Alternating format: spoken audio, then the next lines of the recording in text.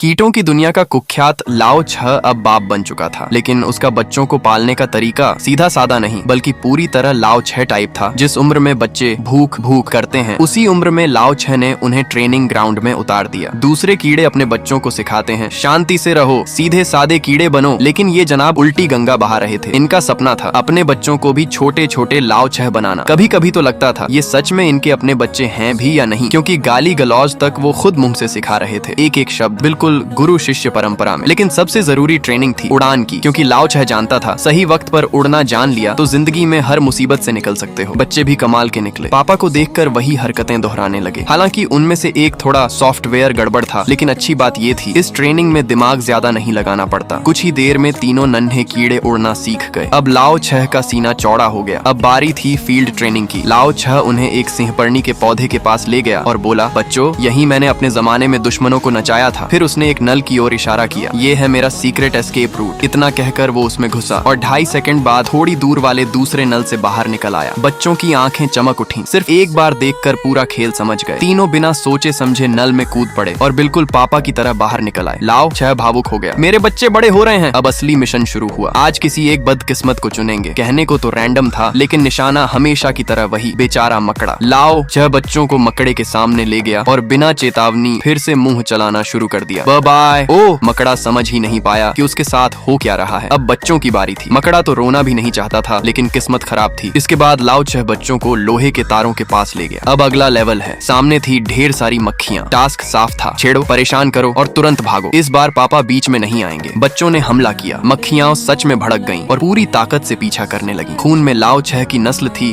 तो बच्चे इधर उधर बचते रहे। मक्खियां पकड़ तो नहीं पा रही थीं, लेकिन संख्या ज्यादा थी। थोड़ी देर में बच्चों की रफ्तार कम होने लगी। मक्खियों को लगा अब तो जीत हमारी है, लेकिन उन्हें क्या पता था बच्चे सीक्रेट टनल तक पहुंच चुके हैं। Yes sir. अगले ही पल सारी मक्खियां वहीं फंस गईं और बच्चे आराम से बाहर निकल आए। ट्रेनिंग पूरी हुई। लाओ छह की आंखों में गर्व था, उसकी विरासत आगे बढ़ चुकी थी। अब लाओ छह बनने का रास्ता और भी लंबा होने वाला था। बच्चे वापस पापा के पास आए। यकीन नहीं होता, हमने कर दिखाया। और लाओ छह मन ही मन बोला, अच्छा हुआ मैंने इन्हें असली नाव चलाना सिखा दिया।